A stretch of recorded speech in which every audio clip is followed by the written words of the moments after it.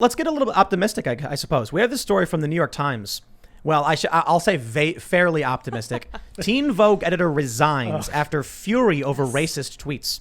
The hiring of Alexia McCammond, who was supposed to start at the Condé Nast publication next week, drew complaints because of racist and homophobic tweets she had posted a decade ago.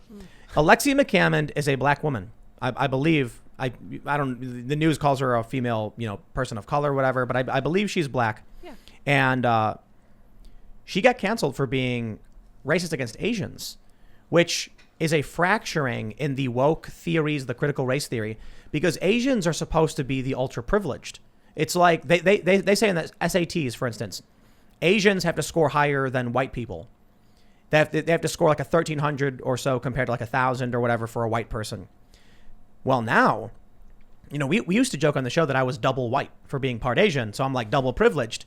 Now I don't know what I'm supposed to think, because apparently they're saying that the hate crimes are against the Asian community, and this woman's getting fired for 10-year-old tweets. So the reason I say optimistic, they can't cancel every conservative, no, especially when some of these people are independent. Yeah. When you have people who have their own YouTube channels or work for conservative outlets who will never get fired, what do? Well, they're like vampires, They have a bloodlust, and they're searching for someone to softest target. But, the conservatives are hardened, have their shields up, and are defending their communities. So they're turning on themselves in desperation. Exactly. You go for the soft target. Look, I get on Twitter. I say things. I get the leftists attacking me. So what? I don't care. The people who publish me don't care. The people who buy my books don't care. Probably sells more books, to be honest. Maybe. And by the way, the battling hierarchy of oppressions was one of the topics in the books. The flag of the People's Republic. America splits into two countries. Flag of the People's Republic keeps changing. They keep adding stripes. And it's like a running joke through it.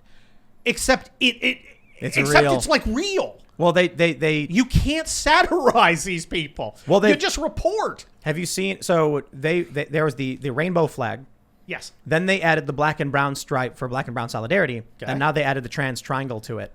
So it's just the flag is becoming. Is a triangle outrank a stripe? I guess it's like I don't know. I mean I don't know who's the most oppressed. A mirror on the wall. Who's the most oppressed of us all? It's so God. The thing is, even I fall into making the mistake of calling it stupid. It is stupid, but that's beside the point. It's insidious. Yeah, I'm not going to be able to talk. Look, you can't reason them out of it. You can't sit there and go, it's stupid to hold people's immutable characteristics as defining them. It's stupid. It's also immoral and wrong on every level. You're religious, secular, every level. It's terrible. Now believe what I do, and they're like, no, I get power from it. Screw you. Yeah. Or you're not in the tribe, so I reject whatever it is you're saying without evidence. It's just, it's agony, but I think more and more people are coming around on it. 30 years ago, we were talking about politically correct stuff. Yeah. I remember Bill Maher had politically incorrect on ABC, got fired for being politically incorrect. It's like about 2000. In 1986 or 7, I was an editor of the UC San Diego California Review, which was a conservative paper. And we had a picture of one of us sitting there going, here, Fred Pete is drinking a glass of politically incorrect Coors beer, because the Coors guy gave money to right-wing thing. It was being used, 35 years ago. And, but it was kind of a niche thing for conservatives. Conservatives whined about it. I mean, it's right to whine about it, but they're still whining. Now, it's infecting normal people's lives, and they don't like it. And you saw with President Trump, he got more Hispanic voters. Oh, yeah. Because Hispanic male guys are like, I didn't sign up for this. I didn't sign up for this garbage. I wonder if the infighting, people canceling themselves. I'll tell you this woman resigned, right? This Alexia McCammond resigned. It's worse than that. We reported this before, but a 7-figure advertising deal was pulled because the employees were complaining about their new boss. So the company effectively canceled itself. You understand? Like, this is amazing. Millions of dollars. I don't, the thing that really got me was the New York Times with Tom Cotton.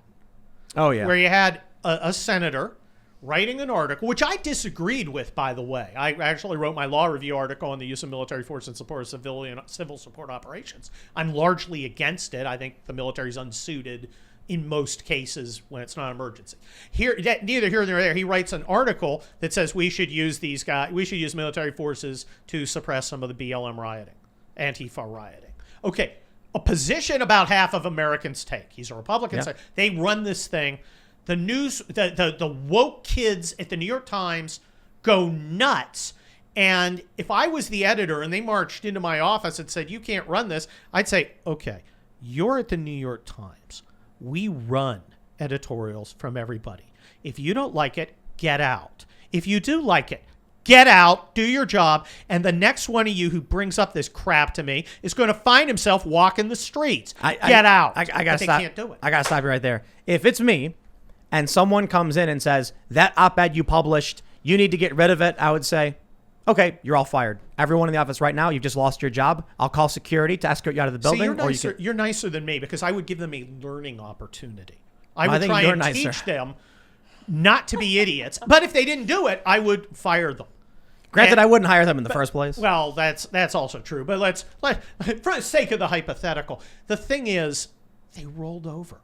The guys in power rolled over. Why?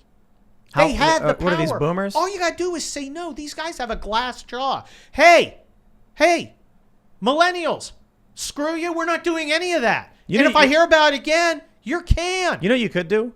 The person who's speaking, you say, you're fired. Anyone else? Anyone else want to be fired? All right, back to work. You guys believe that? Look, you guys believe this is so important? Let's see some principles. I'm not going to pound the table. Yeah, how many are you going to quit on this? No, put it on the table. And then they'd come back and be like, we need a union to fight against these things. And that's because they can't negotiate for themselves and stand up for their own ideas. Have you noticed how the new woke unions tend to not support basic worker, like old school union? Oh, we want vacation and we want health care. Dental plan, that the old school Teamster kind of stuff. Now it's all, we got this whole woke agenda we've got to enforce, blah, blah, blah.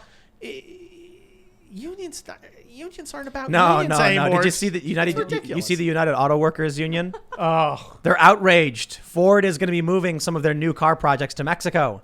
Well, and it was really funny. My favorite line from Ford was they were like, well, things have changed since, circumstances changed since our last contract negotiation. And do you know what that thing that changed was? Yes. Who was it? It was the president. Right. Who was it? I said it right away. Now it's that withered old zombie who is in hock to understand that the big corporations tend to be part of the liberal establishment, the Democrat establishment. This whole, I saw they were, Warren's saying, we got to have a billionaire tax. I'm like, let's do it. Let's tax the billionaires. You think, why again would I spend look, I'm a Republican. I'm not just a conservative. I am a Republican because I believe there's got to be a party of the right, and it's the Republicans for better and mostly worse. Mostly worse. But why should we as Republicans spend an iota of our political capital defending the financial interests of people who hate us and use their money to screw us against our own financial interests? Let them burn. You want a 20%? Yeah, you want 20% surtax on billionaires? Rock and roll. Yeah, Mackenzie Bezos funds a ton of critical race theory. George Soros, man, conservatives don't shut up about that guy. So when I hear that stuff, I'm like, who cares about billionaires? So I tweet out, tax the rich, and all these saw that. All these lefties are like, based Tim? Like Tim's a lib? And I'm like, dude, I've always talked about progressive taxes. Tax the billionaires. I don't care. There's how many of them in this country? A handful? Well, look, there's 300. Look, if I wanted to get back to my basic conservative principles from when I used to read National Review unironically, and God help me, Weekly Standard before it became a cheesy cruise brochure. I would say, I want a smaller government. I want people paying less taxes because that starves government. That's a principle. But I have another conservative principle, and it's a more important one. I will accept no principle that makes me less free. And unfortunately, you get all these conservatives. Well, it's a private company. can't do nothing. That sounds like the Democrats right now. Well, it's like, yeah. And it's like, well, yeah, but I kind of don't like them screwing with me. And if you use your power against me, I'm going to use my power against them. And if we're going to play the principles game, I say they go first. This is stop screwing me. The weirdest arguments, I have with objectivists or libertarians. We had a river so polluted it started on fire. What was it? There was a Cuyahoga River. Cuyahoga, Cleveland. 70s, I think it was. And then we had a regulation to be like, okay, how about you can't dump that much pollution in the water? We got to regulate how much you're doing.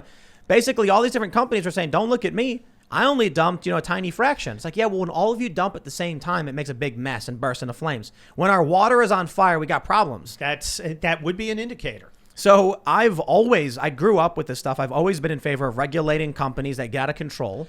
And I also believe in some form of regulation against government when it's out of control. Yes. The problem is the government has a monopoly on force. So how do you deal with a broken government? That's tough. However, I'm not going to ignore when billionaires are exploiting the system and taking advantage of the working class. My thing is, I don't care if you're a billionaire, bro. Like, people talk about taxes, and I made a joke where I said tax the rich, right? And then a bunch of people were like, look in a mirror, bro. And then I quote tweeted myself, me and Bernie will share I said arrest the rich as a joke. And then I was like, me and Bernie will share a cell. I'm writing my 6th book, and I'll give you a preview. I have a joke about there's a statue of Bernie Sanders, the late Bernie Sanders, because he passed away when he dropped his bong on some copies of Socialist Workers, and it caught the house on fire, but the fire department went to the wrong mansion. And it's a sad thought. Look, no one does better under communism than the cadre. Yeah. Right? I mean, and there are a lot of Mensheviks running around Democrat Washington. A lot of these guys, it's like your own people are going to put you against the wall, figuratively. I mean, they openly say, these people tweet these things. I know. They look. When I hear about Bernie Sanders having multiple houses and millions of dollars, I'm like, I don't care. What are his principles? Is he in favor of working class people having rights or not? Well, arguably you can say yes, there's some ideological split, but it's fine. Okay, I think Bernie sold out in a lot of ways. But then I look at Soros, the Koch brothers, the Mercers, Jeff Bezos, Mackenzie Bezos, Tom Steyer, Michael Bloomberg. Why do these people get to shut down the voices of the working class with their massive wealth? And not only that, but the establishment that they embody has been a disaster to the American working class. I wrote another book, a nonfiction called Militant Normals, about normal people getting angry at what's happening. And I told the story of a guy who was a Marine, and he comes home, fictional, and embellish it, but basically, he sees his job sent to another country. And a guy who looks like Mitt Romney drives up in a limousine and says, well, you guys, you can basically learn to code. Build some solar panels. Build some solar panels. Gotta go. I gotta be at the club. And why were Republicans allowing the heart and soul of our country to be screwed? They were being screwed. What is the principle that requires the impoverishment of the people who make up the American middle class, the one who built this country, feed it, fuel it, defend it? And I don't see it. And I got to give Donald Trump credit for opening the eyes of a lot of people by saying what needed to be said. He's up there. There's one guy. He's one guy. There's 16 other guys who are all talking about basically the same stuff George Bush was talking about. And Donald Trump's talking about the real problems that people are talking about. Our jobs going away, our culture being hollowed out, wars that don't make any sense. Again, I'm not a pacifist by any means. But, as I pointed out in my article today, the military's pretty angry at Tucker Carlson, but Tucker Carlson has won as many wars as they have in the last 20 years. He's also lost fewer. That's right. And who pays that price? It's not the sons and daughters who go to Harvard, Westlake, and West LA. It's the paratrooper from Omaha. Hey, well, look, we're really good at building infrastructure in Middle Eastern countries and really bad at building it here. Look, I'm driving around the car. What the hell? The Afghanistan papers that the Washington Post published should have been a scandal on par with the Pentagon papers about the disaster in Vietnam. And it just kind of went poof. What were they? It basically talked about all our mistakes in Afghanistan after 20 years. A war we have not won after 20 years. The waste of money, the waste of lives, the flawed strategy. It's been a disaster. And look, I wasn't against Iraq going in. And Iraq went really well for about 2 months. No follow through. Strategy is not just about winning one battle. Strategy is about achieving objectives, big objectives. And there was no strategy. I mean, I literally they literally sent me to the Army War College to get me a degree in strategy. I must have made a mistake because I listened. You know, I mean, I took it seriously. And I'm looking at this, I'm going, okay, these things violate everything I was taught about strategy. And I just, you know, avoiding the hard questions. When you have full colonels, colonels, tomorrow you're going to brief us on America's greatest threat. You know, what is our greatest strategic threat? And then the next day you will brief us on your strategy to address it. Basic kind of war college-y thing. And this is a story somebody from a different war college gave, but it tracks with my own. The first day, 50% of the teams of colonels briefed climate change. The weather in 100 years was America's greatest strategic threat, according to guys who typically command 5,000 Americans. Wow. I mean, you're just like, what the hell? You know, look, an environment, let's assume it's even true. Let's assume climate change isn't a giant hoax and a scam, because it's one of those problems that seems every solution happens to be exactly every policy prescription its advocates always wanted anyway. But that's an environmental factor. That is a factor in the situation. Thanks for checking out this clip from the Timcast IRL podcast. If you want to see the full show, come back to this channel, youtube.com/TimcastIRL, Monday through Friday at 8 p.m., where you can leave comments and super chat, and we actually will read your comments on the show. Don't forget to like, share, subscribe, and if you want exclusive members-only content, segments you can't get anywhere else, go to timcast.com, become a member, and we even have full bonus episodes. Thanks for hanging out, and we'll see you all next time.